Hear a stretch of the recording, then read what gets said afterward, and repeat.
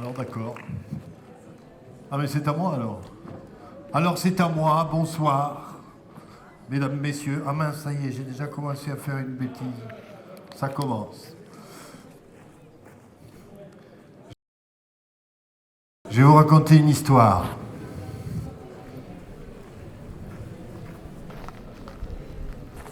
Mais une histoire qui m'est arrivée tout à l'heure, sur la place nationale, au Derby.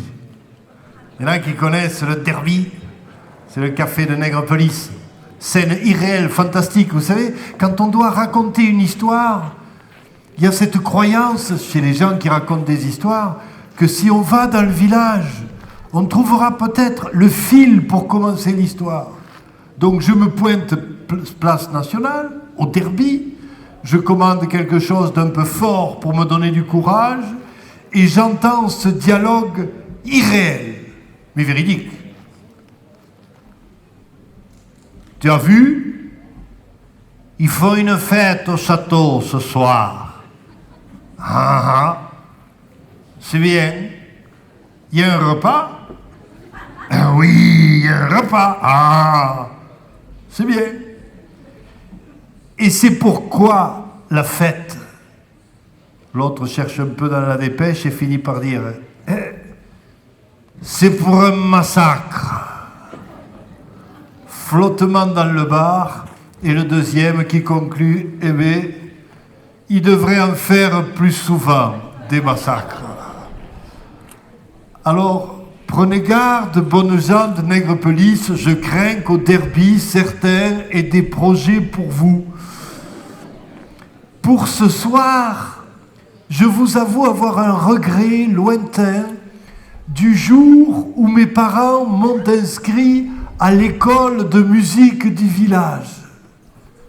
Les cours de solfège étaient tellement rébarbatifs que j'ai laissé tomber dès le premier jour. Et c'est dommage, parce que si j'avais été sérieux, j'aurais probablement pu jouer, je ne sais pas, de l'accordéon, vous voyez. Ah, ça m'aurait plu, ça. Le piano à bretelles. Faire danser les filles en robe légère, mon vieux. Et si j'avais su jouer de l'accordéon, on m'aurait fait venir dans les villages pour fêter le printemps ou l'arrivée des cerises, vous voyez à peu près.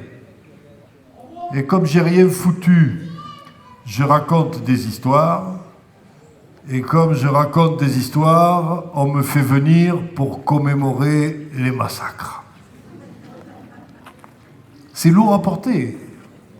Surtout descendre comme ça 400 ans en arrière, dans une affaire sombre, dans un puits obscur de l'histoire, tout seul, même pas en rêve. J'irai pas. Ou si j'y vais, c'est avec vous. Il faudra m'accompagner, je refuse de faire les choses tout seul, vous allez venir avec moi. Et vous viendrez parce que sinon vous ne comprendrez rien à mon histoire. On va y aller ensemble, donc. 1622, le mois de juin. Et là, pour le reste, vous choisissez. Je veux dire, vous choisissez votre vie de gens de Nègrepelisse. Vous pourrez, pour ce soir, être boulanger, cordonnier, charpentier, lingère, que sais-je encore. C'est votre choix. Choisissez votre vie, c'est pas si courant. Mais j'ai une question là, pour vous, et quel que soit le rôle que vous avez choisi à Nègrepelisse en 1622, dites-moi, ça va? Non, parce que quand je vous vois, je me dis que ça va, mais ça va pas. Il y a une part qui va bien, je vois bien, les affaires vont bien, la famille va bien, la santé pas trop mal. Mais il y a quelque chose qui va pas. Et ce qui va pas, c'est qu'il y a 6 mois en arrière, au mois de décembre 1621, vous, gens de Nègrepelisse, vous vous êtes fait remarquer. Et ça, c'est un truc que vous supportez pas. Ne me mentez pas, je vous connais un peu, ça se voit tout de suite quand on arrive dans le Patelin. On sent que les gens d'ici, ils n'aiment pas se faire remarquer. Voilà. Votre truc, c'est le milieu du centre. Vous voyez à peu près quoi? Ça se devine, ça se flaire, ça. Rien que dans le nom de votre village. L'histoire du nom de Nègrepelisse. Au tout début des temps, disent les historiens, l'endroit s'appelait Siorac. Ça aurait pu rester Siorac.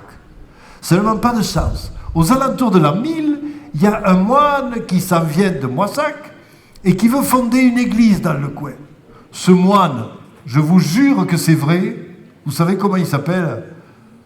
Anquetil. J'imagine qu'il est venu à vélo. En tout cas, Anquetil rapplique, je vous connais, vous, Jean de Nègrepelisse, tel que vous êtes, vous auriez préféré Poulidor. Mais c'est Anquetil qui gagne l'étape, c'est lui qui construit l'église et qui la dédie à Saint-Pierre. Et au moment où il s'en va sur sa bicyclette avec les sacoches, vous le sentez, hein? Vous sentez qu'il aimerait bien, Anquetil, que vous preniez le nom de l'église. Non parce que Siorac, mais Saint-Pierre, ça lui ferait tellement plaisir. Et vous aimez tellement me faire plaisir. Alors, vous appelez le village Saint-Pierre. C'est bien, sauf qu'il y en a trop. Des Saint-Pierre. Il y en a partout des Saint-Pierre. Alors, il faut que ce soit Saint-Pierre et quelque chose.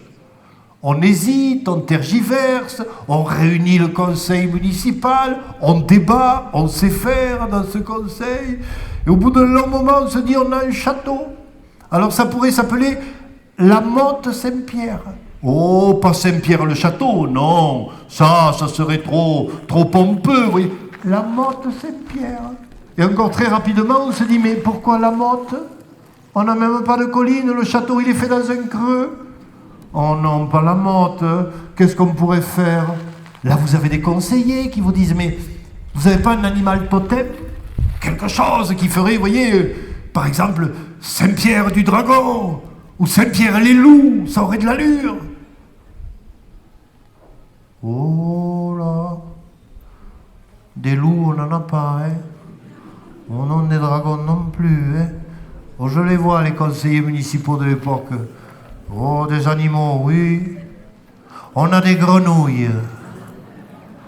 On a des grenouilles dans l'Aveyron, vous savez, comme ça, sur les temps d'été. Ça peut être pas mal, voilà. Saint-Pierre des Grenouilles, ça nous irait. Saint-Pierre des Grenouilles. Il faut avoir osé quand même appeler son patelin comme ça. Mais remarquez, c'est une bonne idée. Ça vous fait passer complètement à l'écart des tumultes du siècle. Ben forcément.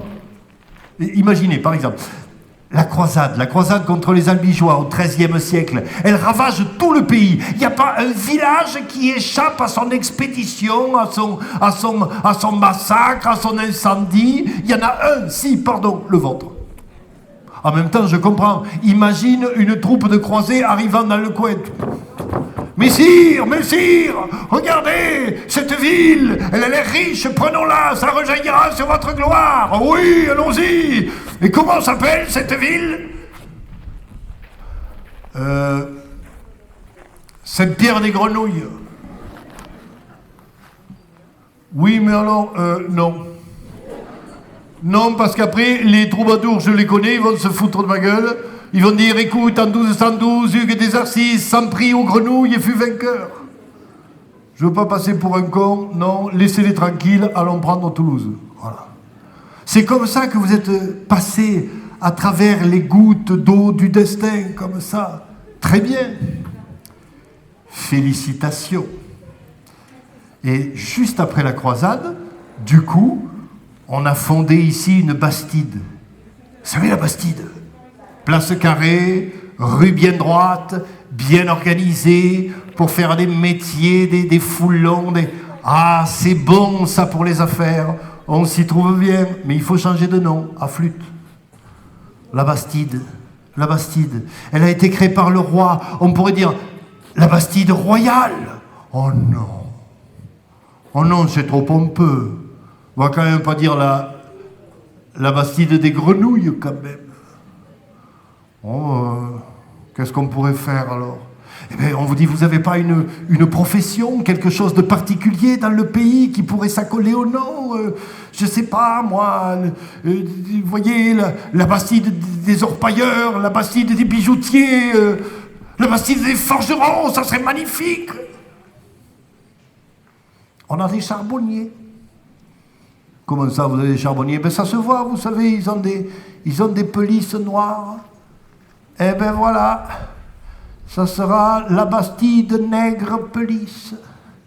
Et puis même, au bout d'un moment, on va plus dire la Bastide, nègre pelisse. Et là, comme ça, vous serez tranquille pendant des siècles. Jamais vous faire remarquer, tout en douceur, quelle merveille. Enfin, jusqu'à ce mois de décembre 1621, où vous avez trouvé les moyens de vous faire remarquer, et que ce n'était pas peut-être une bonne idée. Mais pour que vous sachiez comment on en est arrivé au mois de décembre 1621, il faut revenir encore 100 ans en arrière. Vous allez me dire, oh non, on en a déjà fait 400. 400, ça fait déjà beaucoup. 100 de plus, on va être pris de vertige, le décalage horaire. Non, mais 100 ans, c'est pas beaucoup. 100 ans, c'est votre grand-père. Voyez, c'est vos grands-parents, 100 ans. Voilà, ce cheminement d'un siècle, il se fera jusqu'à votre grand-père. Alors, ça nous amènera en 1520. Vous y êtes? Parfait, continuons. Eh bien, en 1520, c'est encore un moine qui va mettre la pagaille. Pas Anquetil, non. Ni Poulidor, non. Aucun des deux. Luther. Luther est un moine allemand qui en veut à son église. L'église catholique, l'église de Rome. Il lui en veut. Il trouve qu'elle est trop portée sur l'argent, qu'elle n'est pas assez portée sur les Écritures saintes. Il proteste, il l'écrit. Et comme il proteste bien, tous ceux qui le suivent sont appelés les protestants. Pourquoi je vous en parle? Parce que ça plaît à votre grand-père. Ah oui, le papé, oui, ça lui plaît, ça. Ah mais attends, c'est un bouffeur de curé terrible, celui-là, il n'a jamais pu supporter la soutane. Alors dire du mal de l'Église, il est le premier. Votre grand-père, oui. Pas la grand-mère. Oh non, votre mamé, c'est plutôt le genre, vous savez, oh non, le curé, mais c'est un saint homme. Qu'est-ce que tu as besoin de dire du mal, alors, Raymond? Seulement, quand les protestants arrivent dans le pays, pour le coup, c'est votre papé qui est moins enthousiaste. Il les trouve un peu rugaux à la pratique, quand même. Et non, mais si on les écoute, on n'aura plus le droit de rien faire, mamé. Tandis que mamé, ça lui plaît bien. Au moins, comme ça, t'ira pas à la taverne. Par l'un, par l'autre, par les deux, le protestantisme s'implante dans la région. Pas partout. Non, pas partout. Par exemple, à Toulouse, il ne fait pas particulièrement bon être protestant. Par contre, à Montauban, c'est les catholiques qui rasent les murs. Et à Nègrepelisse,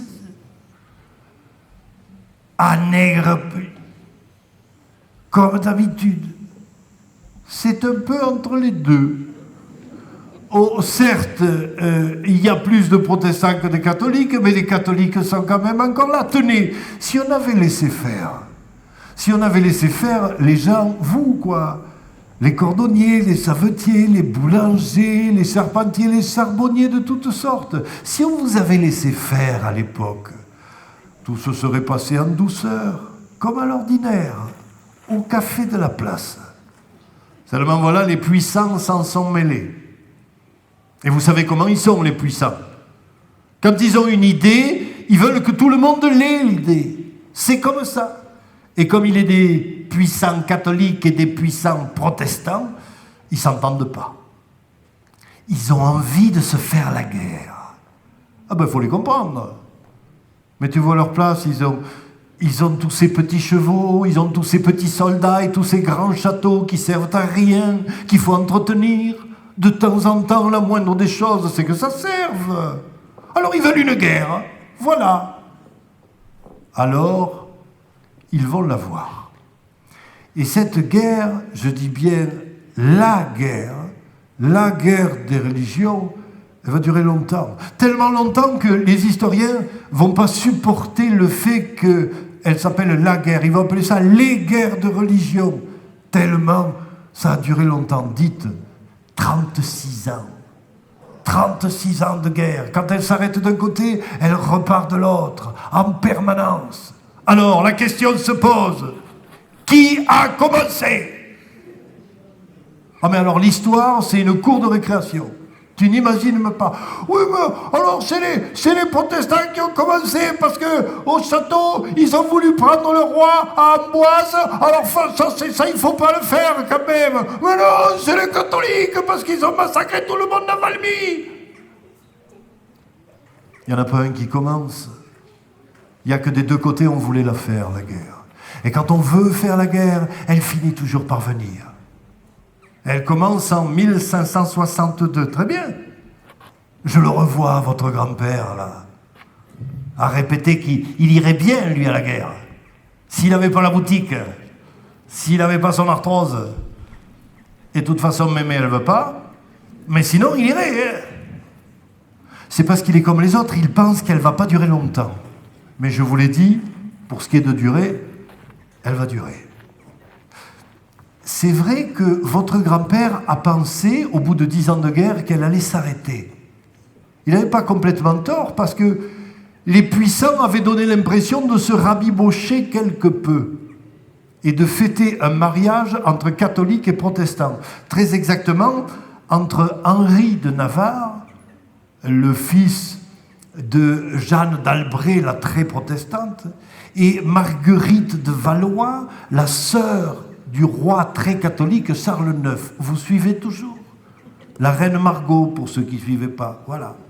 Ces deux-là doivent se marier. Hein, mamé, ne t'inquiète pas. S'ils se marient, c'est qu'ils ont décidé de se rabibocher. La guerre est finie. Tiens, on pourrait faire comme les autres. Monter à Paris pour la noce. Mamé, ça te plairait pas? On monterait tous les deux à la capitale. On se ferait une fête de moins 3 jours et 3 nuits. Dis, ça te plairait pas? Raymond, il y a la boutique et ton arthrose. Ce qui fait que votre grand-père et votre grand-mère ne sont pas montés à Paris pour le mariage d'Henri et Marguerite. Et qu'ils ont bien fait. Parce que la nuit qui a suivi ce beau mariage a été une nuit d'horreur, une nuit de sang, la nuit de la Saint-Barthélemy. On a trucidé tous les protestants qui te trouvaient dans les murs de Paris. Ruisseau de sang, carnage, horreur. Tous sont morts, disait l'ancêtre. Tous sont morts, disait votre grand-père. Tous. Non, pas tous. Henri de Navarre a échappé à l'affaire, il a fui la cour, il a repris le contrôle des troupes protestantes. Et la guerre est revenue, et la guerre a repris. Votre grand-père est allé en tombe aux côtés de votre grand-mère. Mais votre père, à son tour, a commencé à dire que s'il n'avait pas la boutique, s'il n'avait pas l'arthrose, il y serait allé à cette guerre. Heureusement, elle est finie. Elle se termine en 1598. Et elle se termine parce que Henri de Navarre est devenu Henri de France. Il est devenu le roi de France. Et lui, il publie l'édit de Nantes, qui permet à chacun de vivre sa foi sans trop marcher sur les pieds de l'autre. Alors c'est fini. Alors on va être tranquille. Oui. En Nègrepelisse notamment. En Nègrepelisse, vous êtes dans vos petits commerces, ça va beaucoup mieux. Il faut dire que les affaires sont bien gérées, la paix prospère, Olivier de Serres développe l'agriculture, Sully gère bien les finances, on mange la poule au pot tous les dimanches. Qu'est-ce que vous voulez vous plaindre? Tout va bien. Et la roue tourne. Vous voyez, c'est le drame de l'histoire. On est obligé de sauter comme ça d'un événement à l'autre. Et là, ce qui fait tourner la grande roue de l'histoire, c'est Ravaillac. Ravaillac qui poignarde Henri IV dans une rue de Paris comme un malpropre. Il est mort, le bon roi Henri IV. Et c'est sa femme Marie de Médicis, qui reprend la couronne et qui devient la régente. Marie de Médicis aime les Espagnols. Marie de Médicis a une politique très clairement favorable aux catholiques. C'est dur. C'est dur pour les protestants à ce moment-là. Mais à Nègrepelisse comme ailleurs, on fonde quand même de grands espoirs. Sur Louis, le petit. Louis, mais si, le fils d'Henri, le successeur d'Henri à la couronne. Quand il sera adulte, il prendra le trône. Et alors, c'est le fils d'Henri IV. Il jouait sur son dos, il l'appelait papa. Qu'est-ce que vous voulez qu'il fasse, sinon qu'une politique qui ressemblait à celle de son père? On en est persuadé ici à Nègrepelisse. Et quand en 1617, Louis, le jeune roi, renverse la table, prend la couronne, écarte sa mère du trône, on se dit, tu vas voir, on va voir ce qu'on va voir avec Louis. On a vu ce qu'on a vu. Dès ses premières décisions, le jeune roi Louis XIII marque son camp. Il sera du côté catholique.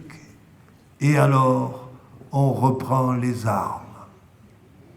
Et on les reprend notamment à La Rochelle. La Rochelle, c'est une ville huguenote, comme on dit, c'est une ville protestante.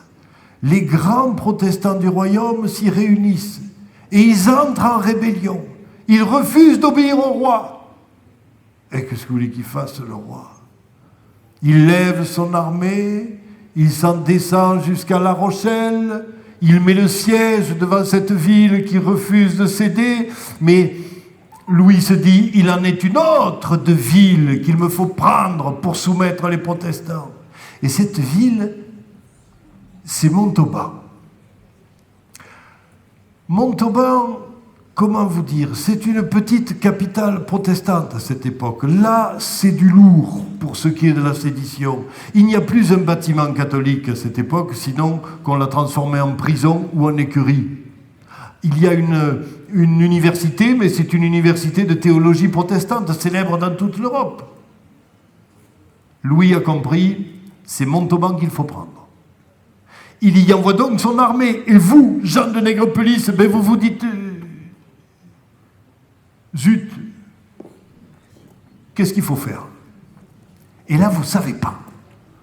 Comme disent les textes de l'époque, à Nègrepelisse, ça branle dans le manche. On ne sait pas, on hésite, qu'est-ce que tu veux, ils sont beaucoup quand même, mais oui, mais en même temps. Et là, Jean de Nègrepelisse, vous faites la pire des choses possibles pour des gens de Nègrepelisse. Vous demandez à ceux de Montauban.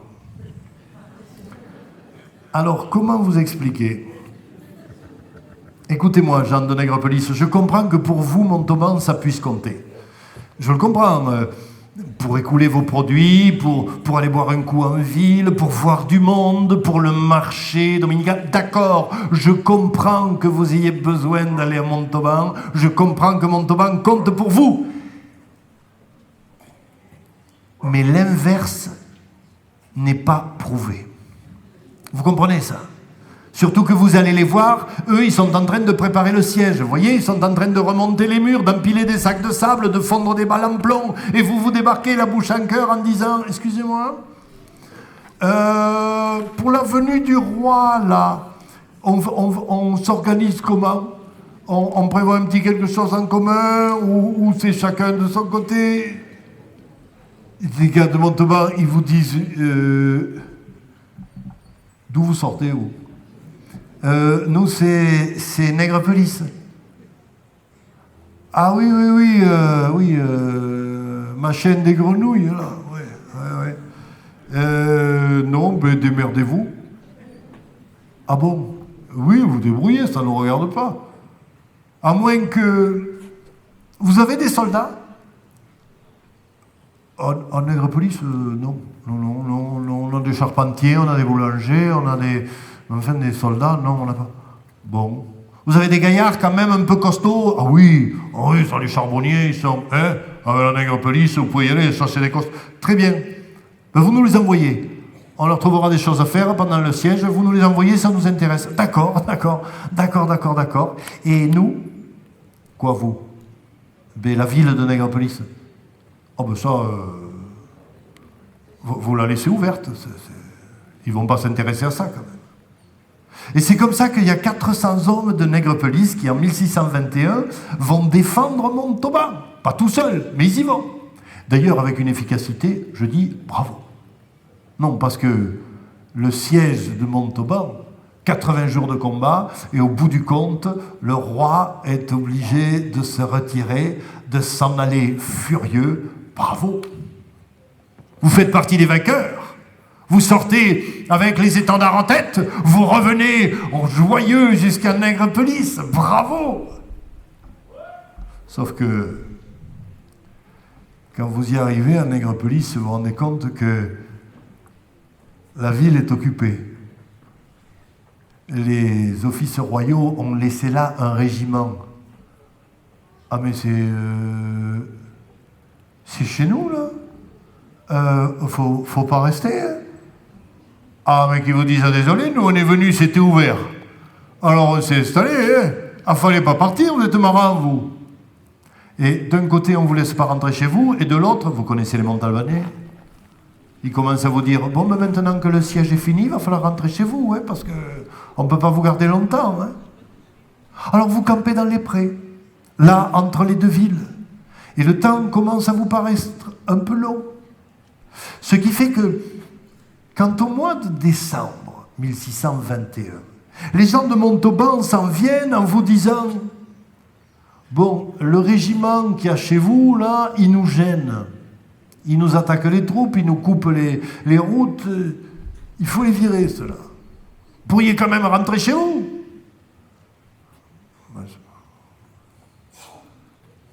C'est pas qu'on ne veut pas, mais comment voulez-vous qu'on fasse? Bon, vous disiez les Montalbanais, écoutez, on vous donne un artificier, 2-3 capitaines, vous reprenez la ville. C'est quand même pas bien compliqué. Vous croyez c'est possible? On a le droit? Mais oui! Alors... Et c'est comme ça que vous vous êtes retrouvés le 12 décembre à l'aube dans les herbes froides autour de la ville. Et je me souviens, comme vous pouviez trembler. Ce devait être de froid, pas de peur, bien sûr. Il faut dire que pendant le siège de Montauban, vous n'étiez pas en première ligne. Vous étiez toujours sur les arrières. Vous n'avez pas connu le baptême du feu, vous n'avez pas encore tué. Mais là, vous savez qu'il va falloir y aller, qu'au-delà de ces murs, c'est votre ville. Et à l'aube, une énorme explosion, un pétard, comme on dit à l'époque, qui fait voler en éclats la porte de la ville. Vous vous précipitez, c'est le signal. Vous courez dans les hautes herbes, vous arrivez, vous traversez ce nuage de fumée qui sent la poudre. Ça y est, vous êtes entré dans votre ville. Est-ce que vous êtes essoufflé? C'est d'avoir couru ou... c'est la peur. C'est vrai que dans votre tête, c'était très clair. Le régiment français, il allait être dans le château, et on allait rentrer dans la ville, du coup, il serait bloqué dans le château, il serait obligé de se rendre. C'était ça dans votre tête. Seulement, quand vous êtes entré dans la grande rue, là, vous en avez vu un qui est sorti. Vous ne pouviez pas savoir que la moitié du régiment dormait dans la ville. Vous en avez vu sortir un, tout débraillé, même pas en uniforme, les cheveux lâchés sur l'arrière, pas rasé, peut-être, mais avec à la main une épée longue et froide. Vous trembliez. Vous aviez peur. Alors quand vous l'avez vu devant vous, là, avec cette épée, c'est la peur qui a pris le dessus. Comme quand on voit un serpent sans avoir le temps de voir si c'est une couleuvre ou une vipère. Et vous aviez une hallebarde à la main, celle qu'on vous avait donnée, à vous, vous le charpentier, vous le boulanger. Et vous avez donné un coup. Comme c'est venu, comme ça. Vous avez frappé, comme ça. Vous avez frappé. Vous l'avez frappé au ventre.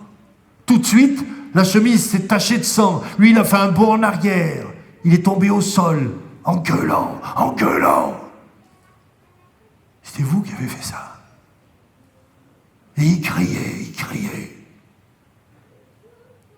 Vous aviez tout d'un coup envie qu'il arrête de crier. qu'il n'y ait plus de gens qui courent autour. Mais là, non.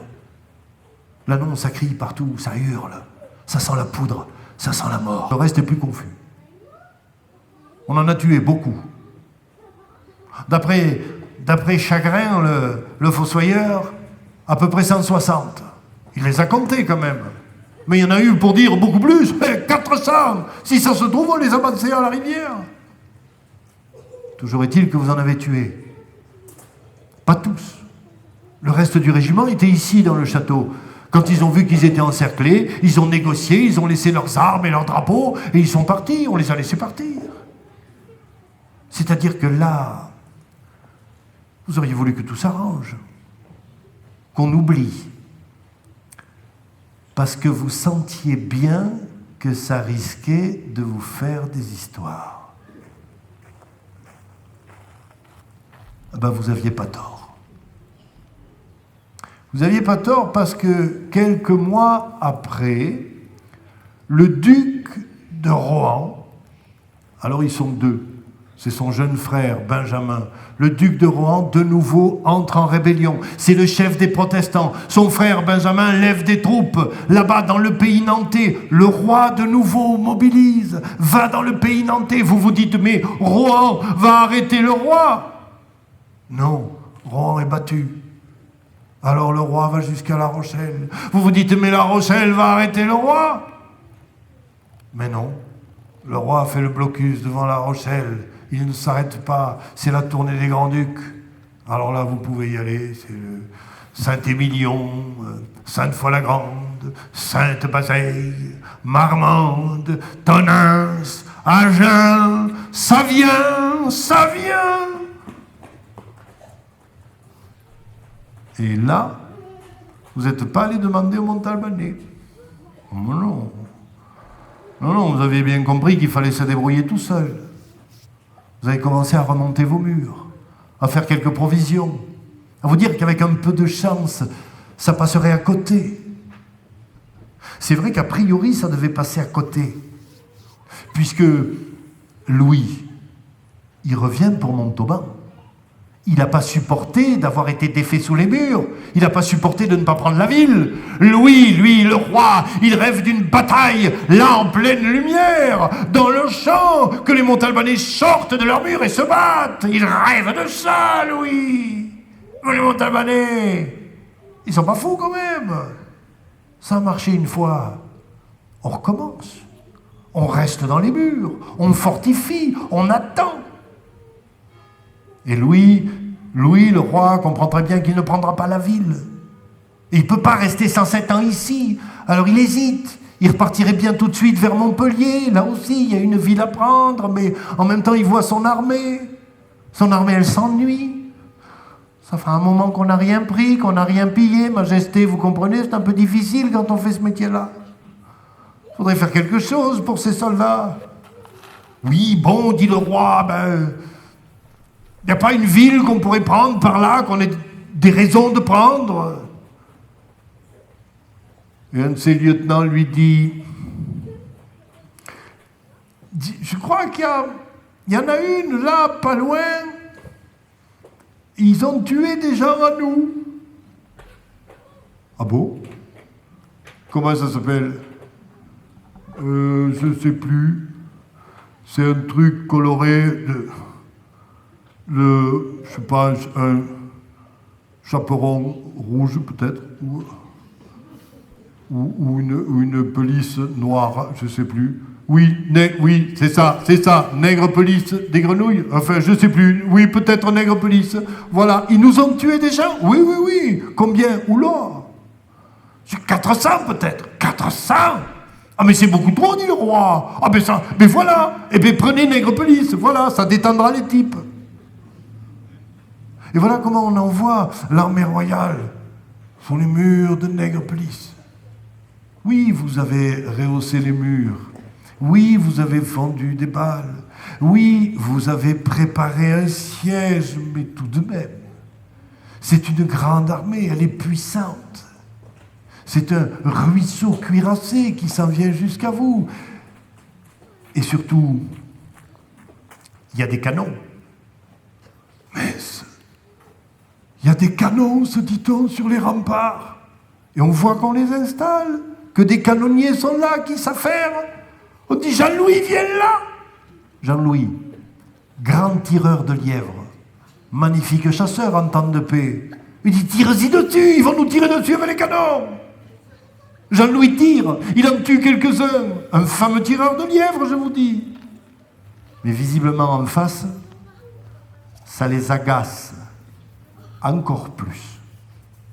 Ça, on le sait parce que il y a Charles qui raconte ses mémoires.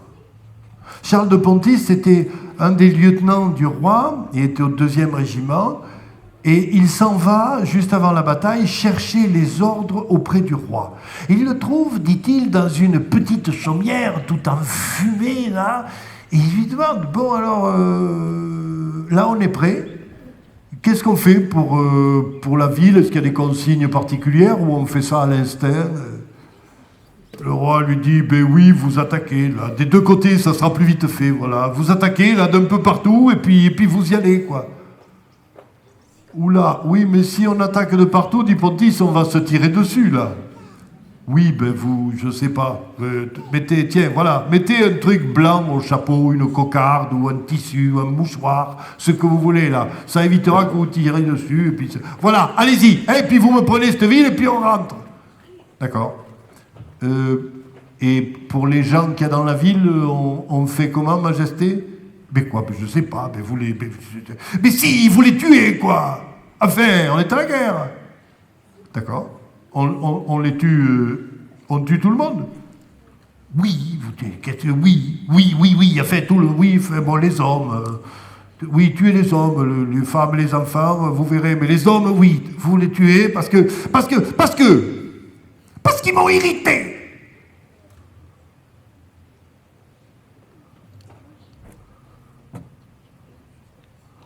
Vous avez irrité le roi. Voilà. C'est ce que retiendra l'histoire. Que les gens de Nègrepelisse ont irrité le roi. Quelque part, c'est assez prestigieux, je trouve. Vous pourriez, sur les armoiries de la ville, vous voyez, j'ai irrité le roi, irritatem gerem, vous voyez, ça serait magnifique, là, mon Dieu. Après, je vais être honnête avec vous, c'est pas vrai. Mais non, vous n'avez pas irrité le roi, mais non. Le roi est irrité, oui. Il est irrité parce que les Montalbanais ne veulent pas sortir. Et lui offrir sa belle bataille, là sur le pré, comme il en a rêvé. Non mais ils ne sortent pas, ça l'irrite, ça. Il est irrité parce qu'il y a une rébellion des protestants dans le royaume, oui, ça l'irrite, ça. Il est irrité parce que sa mère a voulu lui piquer la couronne, oui. Il est irrité parce qu'on a assassiné papa. Et puis il est irrité parce qu'il y a de la fumée dans cette putain de maison. Mais il n'est pas irrité par Nègrepelisse. Mais c'est sur vous que ça va tomber. Alors commence le combat. Jean-Louis, il a tué des canonniers, mais il en reste. Alors les canons tirent. Et vite, ils ouvrent une brèche dans les remparts. Et le fleuve cuirassé se précipite. Pour défendre cette brèche, pour défendre la ville, d'après les témoignages de l'époque, ils sont 8. 8 hommes de Nègrepelisse, là, dans les ruines de ce mur. Pourquoi ils restent là? Qu'est-ce qu'ils espèrent? Les pauvres gens de Nègrepelisse, ce sont les sacrifiés. Ils savent très bien qu'ils s'en sortiront pas. Peut-être qu'ils ont dit aux autres, regroupez-vous quelque part, organisez la défense, nous, on va essayer de les retenir. Ils sont 8. En face, il y en a peut-être 2000. Le fleuve cuirassé leur passe dessus sans même ralentir. Il se répand partout dans la ville. Alors, les coups de feu, alors les cris, alors la mort qui se répand. Les soldats de Nègrepelisse, oh les soldats, c'est vous. C'est vous les charpentiers, c'est vous les boulangers, C'est vous, les charbonniers, les petites gens de toutes sortes. Vous n'avez jamais tenu une arme, ou si peu, ou alors pour aller au lièvre. Mais vous ne savez pas vous battre. Vous vous êtes regroupés à quelques-uns, là, derrière un pauvre mur en ruine. Et quand vous voyez arriver cette armée gigantesque, vous espérez un peu. Vous demandez la vie sauve. Vous promettez de vous rendre, de ne plus tirer. Mais vous ne savez pas tirer. De toute façon, on ne vous répond même pas. On se précipite, les pics en avant. Et c'est la mort qui se répand sur vous. Il y a des femmes dans le village. Il y a des femmes et des enfants, des tout petits. Des pauvres bébés, quoi. Les plus grands, ils ont été tués comme s'ils étaient des hommes. Les petits, elles les serrent dans leurs bras. L'affolement les gagne. Elles courent. Elles vont jusqu'à la rivière. Là, elles se disent que si elles traversent, elles seront sauvées. Quand elles ont de l'eau jusqu'à la taille, elles sont vues par le régiment de Picardie qui campe là sur les bords.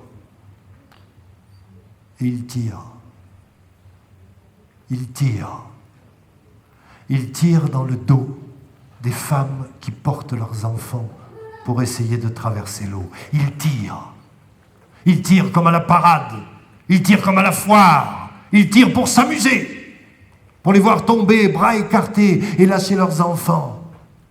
Ils tirent. Et dans cette eau sanglante, les enfants qui se noient. Un tir, 2 morts, le beau score.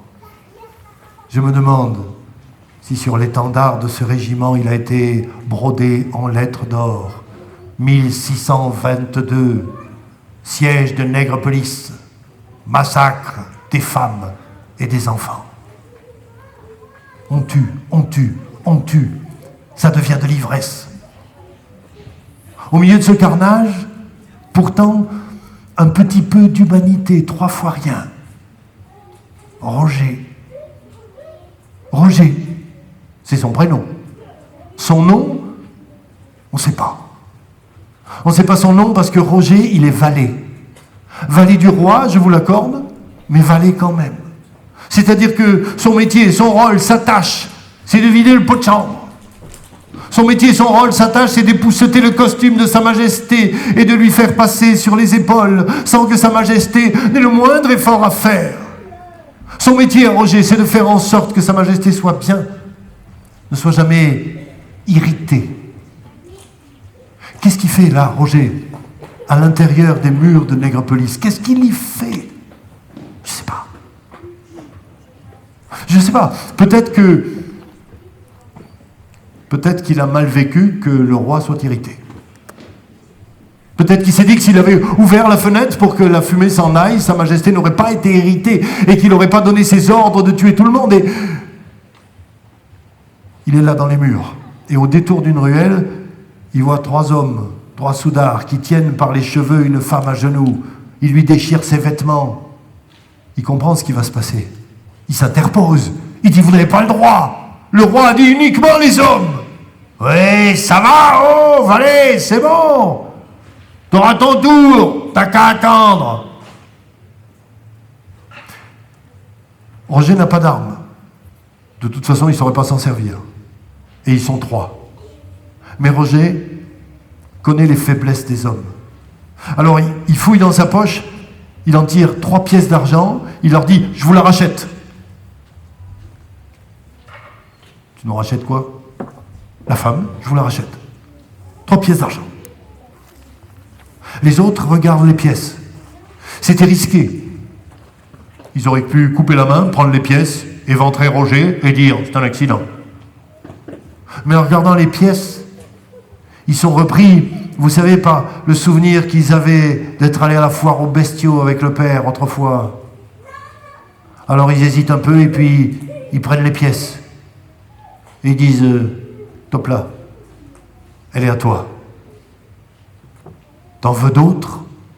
« Oui, répond Roger, autant que vous en trouverez. » Et c'est comme ça que, de ruelle en ruelle, de place en place, Roger, le valet du roi, l'anonyme, vide ses poches pour sauver des femmes.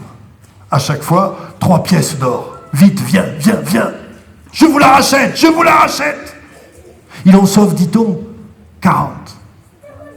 40 femmes qu'il guide hors de la ville. Il n'a plus un sou en poche.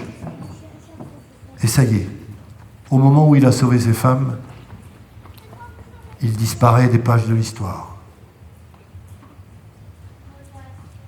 Vous voyez ? On donne à nos rues des noms de militaires, de grands fracasseurs de crânes, de zigouilleurs d'humains, parfois de beaux penseurs, parfois de grands poètes, souvent de vieux maires qui ne veulent pas voir leur nom disparaître. Et je me dirais que s'il vous restait ici à Nègrepelisse une rue, une seule, même toute petite, même étroite, pourvu qu'elle soit fraîche et qu'il y ait peut-être une fontaine, ce serait bien celle-là de l'appeler rue Roger, vallée du roi. Comme ça, peut-être que dans 100 ans, à l'écart de toute commémoration, des gens passeraient au pied de cette rue, regarderaient la plaque et diraient « Roger, qui ça peut être ?» Et puis, il hausserait les épaules en se disant « Aucune idée, mais ce devait être quelqu'un de bien. » Toujours est-il que maintenant dans la ville, il ne reste plus que des hommes cocardés de blanc. Alors commence le pillage. On fracasse les portes, on évente les coffres, on prend les jambons, on court de toutes parts, on cherche les trésors au fond des jardins. Allons, il faut s'enrichir, on est là pour ça. Et quand le grand pillage est fait, s'en vient l'incendie. Les flammes rousses lèchent les murs, dévorent les toits. Tout s'effondre avec fracas. Et dans ces lueurs morbides, on achève les blessés à coups d'épieu. Pourtant, tout le monde n'est pas mort. Parce que quelques-uns ont trouvé refuge ici, dans le château. Une centaine de femmes, peut-être plus, peut-être moins, et une trentaine d'hommes, si on suit les sources. Ils sont dans le château, ils n'ont que quelques armes et ne savent pas s'en servir. La position est absolument indéfendable. De toute façon, on s'en fiche.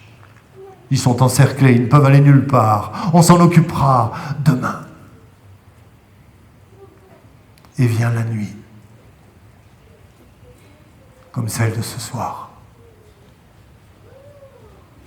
Et qu'est-ce qui s'est passé dans la cour de ce château cette nuit-là? Dans ce Massada du Languedoc, que s'est-on dit? Qu'a-t-on fait? Est-ce qu'on a prié? Est-ce qu'on a chanté? Est-ce qu'on a pleuré? Est-ce qu'on a pensé aux autres? Je ne sais pas. Je ne sais rien. Personne ne le sait.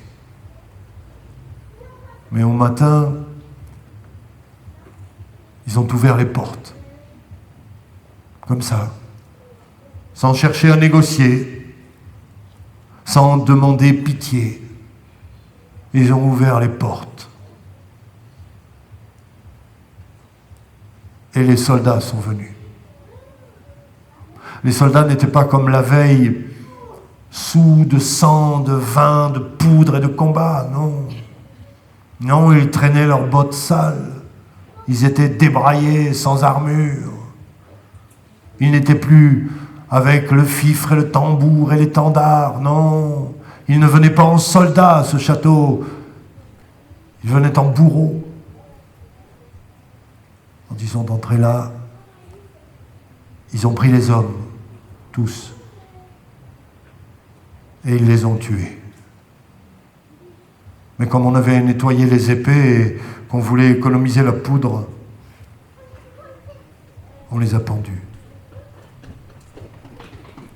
Là, ici, au créneau.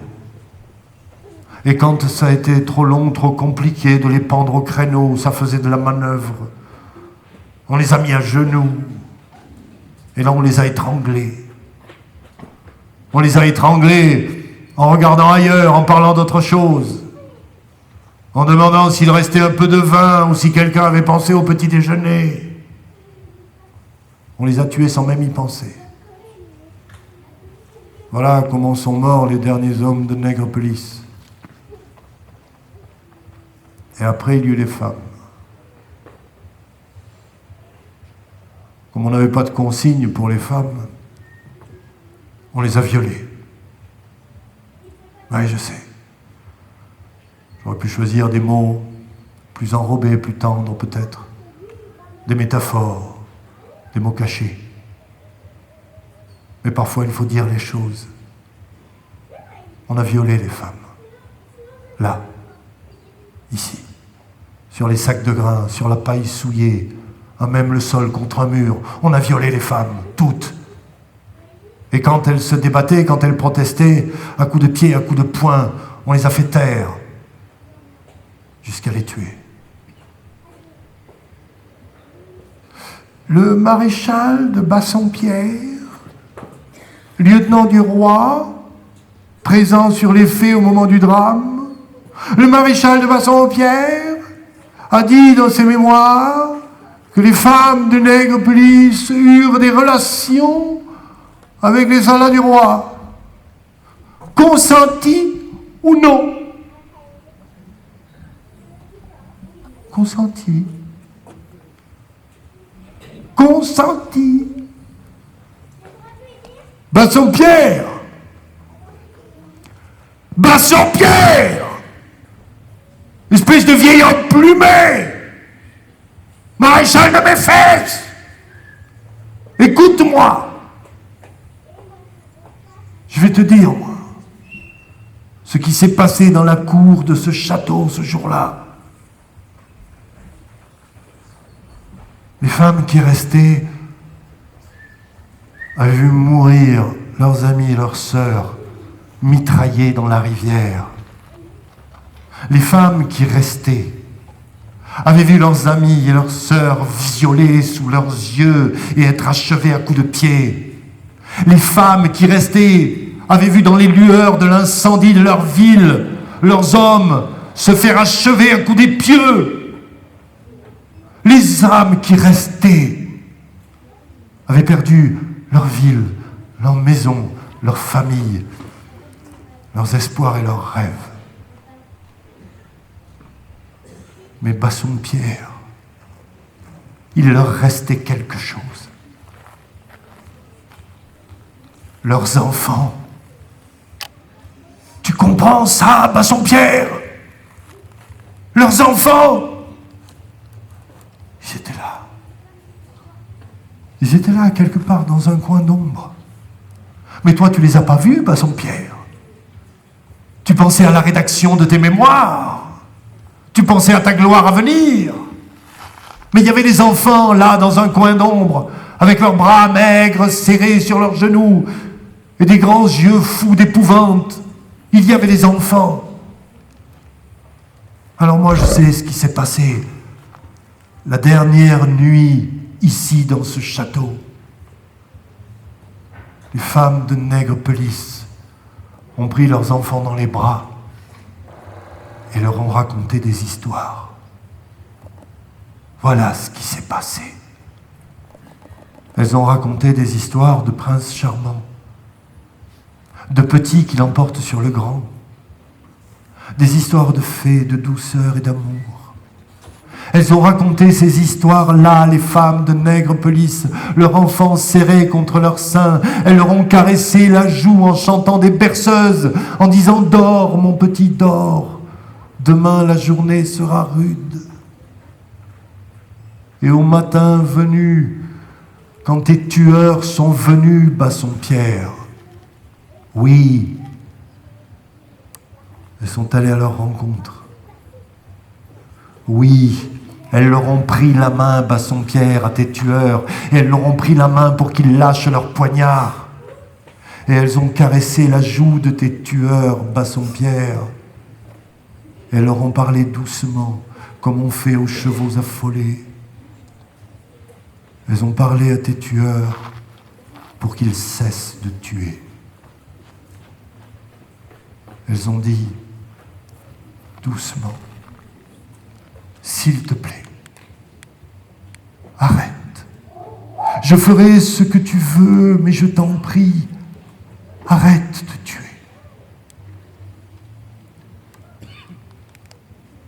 Alors, tes tueurs, Bassompierre, ont fait ce qu'ils avaient à faire. Et puis ils sont partis, la tête basse, ivres de leur misère. Quand les femmes de Nègrepelisse, le ventre souillé, prostées, pleurant, quand les femmes de Nègrepelisse sont tombées dans la poussière, ce sont leurs enfants qui les ont pris dans leurs bras. Parce que grâce à elles, les enfants de Nègrepelisse ont eu la vie sauve. Et c'est parce qu'ils ont eu la vie sauve que 20 ans plus tard, ils sont revenus relever la ville de ses ruines. C'est parce qu'il y a eu ce sacrifice des femmes de Nègrepelisse que la ville a recommencé à vivre, que les fontaines ont coulé, que l'on peut à nouveau s'y promener en paix. C'est par la grâce des femmes de Nègrepelisse que nous sommes ce soir réunis épaule contre épaule, sans chercher à savoir qui en est, qui n'en est pas de nos voisins. C'est parce qu'il y a eu les femmes de Nègrepelisse que nous pouvons aujourd'hui commémorer le grand massacre. Vous cherchiez des saintes, je vous les ai données. Merci.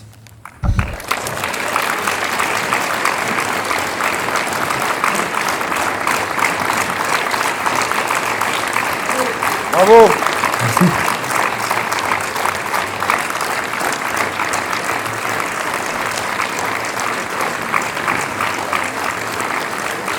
Merci beaucoup. Merci.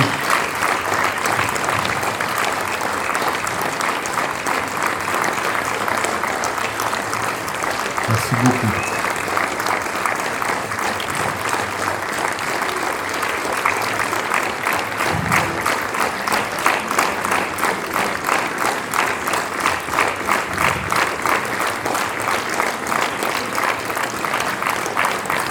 Merci infiniment. Merci pour votre écoute magnifique, profonde, belle. J'ai été très ému, donc je voudrais remercier les organisateurs d'avoir été assez fous pour me proposer d'inventer, d'écrire et de donner ce spectacle unique, puisque figurez-vous que je présuppose, à tort ou à raison, que nulle part dans le monde on ne sera intéressé par un spectacle sur la commémoration du massacre de Nègrepelisse. Bien sûr, je pourrais venir le rejouer ici pour les 500 ans du massacre, mais mon calendrier étant ce qu'il est, je ne suis pas sûr d'être libre. Donc, merci pour cette expérience forte. Ça fait maintenant un mois que l'histoire douloureuse de ces 2 journées-là m'accompagne.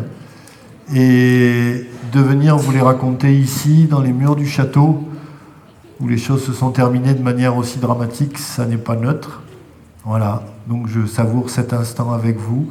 Encore une fois, merci, et nous repartirons, je crois, en flambeau, si je ne m'abuse, vers la ville. Tâchez de ne pas foutre le feu à la ville, c'est bon, parce que même pour le tourisme des 400 prochaines années, ça serait bien si on pouvait l'éviter. Voilà, encore une fois, merci pour votre écoute. S'il y en a qui ont aimé ma prose, j'ai avec moi un roman que j'ai écrit, qui est je vous en parle parce que c'est un roman historique qui se déroule à une époque un peu plus ancienne, puisque c'est le début du XIVe siècle, dans le domaine du catharisme, en fait, des tout derniers cathars du Sabartès. Voilà. Si ça vous intéresse, je les aurai. Mais surtout, encore une fois, merci. Et du fond du corps, voilà. J'espère que plus jamais nos descendants n'auront à commémorer de telles choses. Bonsoir.